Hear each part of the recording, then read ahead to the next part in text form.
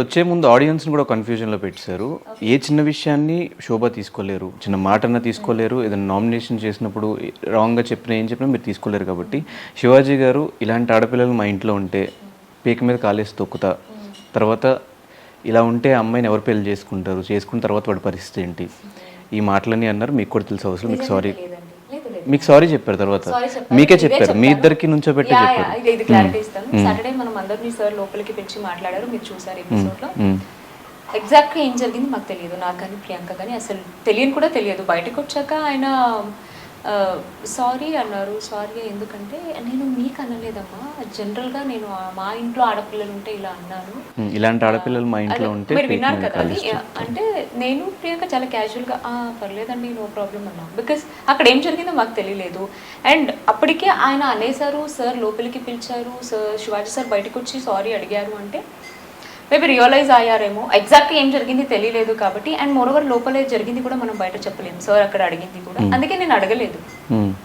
అనేది నేను ఎపిసోడ్ చూడలేదు, నాకు తెలియదు, అడగలేదు, ఆర్గ్యుమెంట్ పెట్టలేదు. బట్ వచ్చేసేటప్పుడు శివాజీ గారికి కాళ్ళకు దండం పెట్టుకుని సారీ చెప్పొచ్చారు. అంటే మీ మిస్టేక్ ఉన్నట్ట శివాజీ గారి మిస్టేక్ ఉన్నట్టు మాకు క్లారిటీ లేదు. మొత్తం ఓవరాల్ గా సీజన్ మొత్తంలో ఆ వీక్ జరిగిన నా ఫ్యామిలీ మెంబర్స్ నాకు ఒకటే చెప్పి పంపించారు, ఇట్స్ బిగ్ బాస్ జర్నీ ఏదైతే 15 వీక్స్ ఉందో నీ లైఫ్ లో అదొక షో. బయట నువ్వు షూట్ ఏదైనా చేస్తే ఎలా చేస్తావో ఇది కూడా ఒక షో, అక్కడిది అక్కడే వదిలేసిరా, గేమ్ అయిపోయింది, షో అయిపోయింది. నువ్వు వచ్చేటప్పుడు మా మమ్మీ నాతో ఒక మాట తీసుకొని పంపించారు, నువ్వు ఫస్ట్ వీక్ వచ్చినా సెకండ్ వీక్ వచ్చినా నవ్వుతూనే రావాలి. గేమ్ పరంగా నువ్వు ఫైట్ చేస్తావు, వాడు ఫైట్ చేస్తావు, ఏదున్నా కూడా అంతే అక్కడితో మర్చిపోండి, ఇది గేమ్ వరకు. బయటికి వచ్చిన తర్వాత వీఆర్ ఫ్రెండ్స్.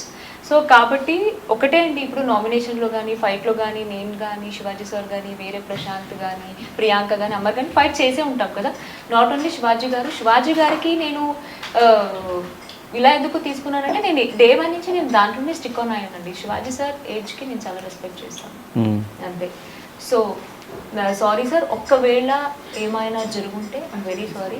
అండ్ స్టేజ్ మీద కూడా అదే అన్నాను, మీరు కూడా అనుండొచ్చు, నేను కూడా అనుండొచ్చు, it's a part of game అంతే. నాట్ ఓన్లీ శివాజీ సార్, నేను అందరికీ చెప్పి వచ్చిన, నాకు తెలియకుండా మీ ఎవరినైనా హర్ట్ చేసింటే మిస్టేక్ చేసింటే ఐమ్ రియల్లీ వెరీ సారీ అని నేను అందరికీ చెప్పి.